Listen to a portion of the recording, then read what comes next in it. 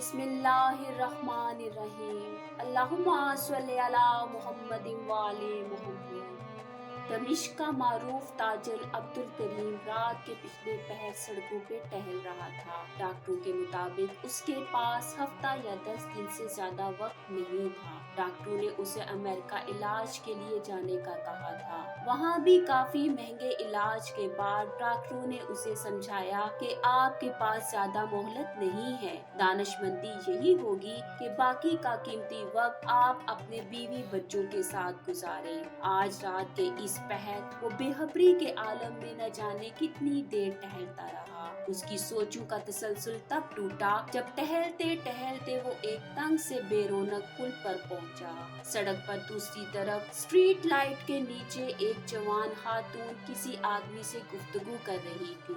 लड़की का अंदाज मिन्नत समाजत वाला था, जबकि बंदा कोई ओबाश किस्म का था जो इसकी बात नहीं मान रहा था। वो उसे कह रही थी, वाह खुदा, मुझे ज्यादा पैसों की जरूरत है, बच्चे भूखे हैं, मैं रात भर के लिए तुम्हारे साथ चलने को तैयार हूँ। वो उबाश उसे कह रहा था कि तेरे जिस्म की कीमत इससे भी कम बनती है। फिर वो उबाश चला गया और खातून हसरत की तस्वीर बनी खड़ी रह गई। अब्दुल करीम खातून की तरफ चल दिया। उसे नजदीक आता देखकर खातून उम्मीद भरी नजरों से देखने लगी। वो आगे बढ़ी। उसका अंदाज ऐसा था कि जैसे अपने आप से जबरदस्ती कर रही हो।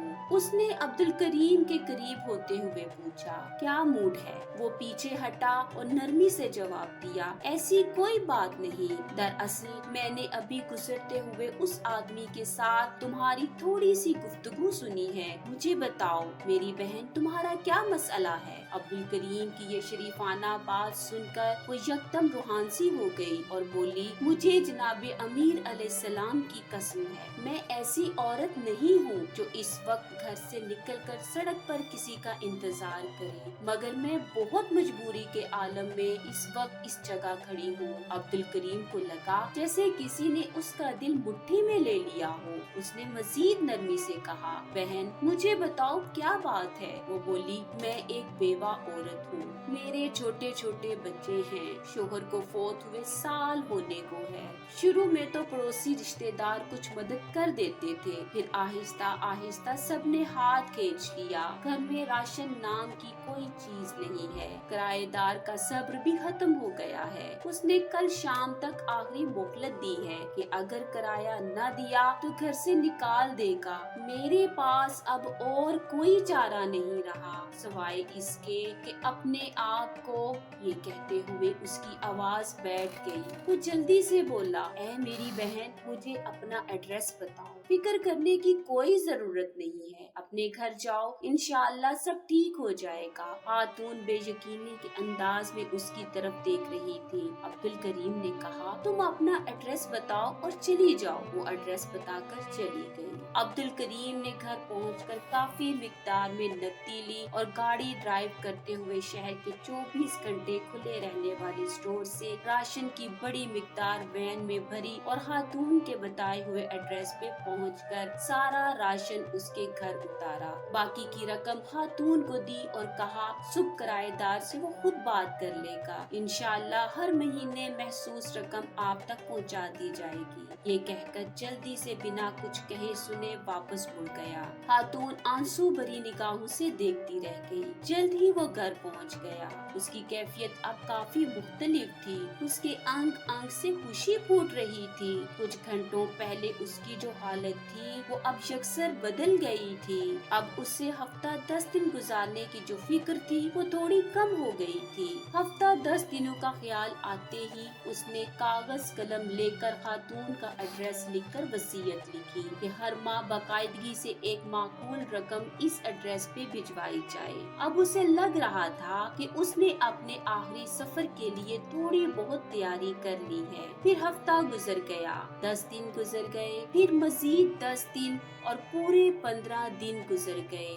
घर वालों के कहने के बावजूद वो अस्पताल नहीं गया और फिर पूरा 1 महीना गुजर गया। अगले महीने की रकम भी उसने फौरन भिजवा भिजवा दी। फिर ऐसे एक एक महीना करते पूरा साल गुजर गया और वो मामूल के मुताबिक रकम भिजवाता रहा। फिर एक एक करके पूरे 20 साल गुजर जाने के बाद एक रात वो मामूल के मुताबिक तहज्जुद के लिए उठा। वजू करके तहज्जुद शुरू की और सजदे ही में उसकी सांसें खत्म हो गई और वो इस जहाने फानी से सजदे की हालत में रुखसत हो गया। ये सच्चा वाकया यहाँ खत्म नहीं होता।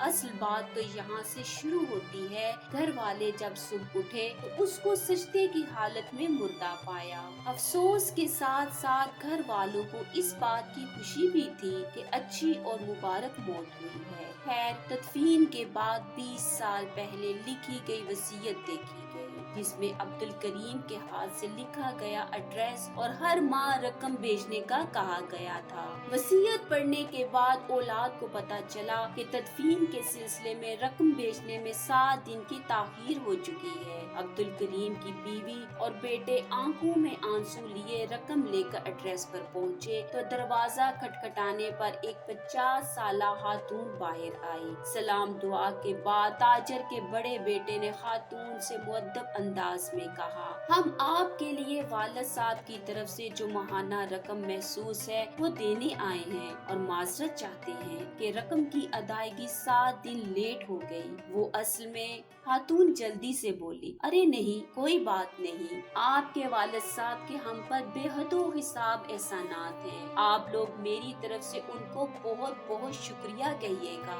और उन्हें बताइएगा कि हम हमेशा उन्हें दुआओं में याद रखते हैं और रखेंगे।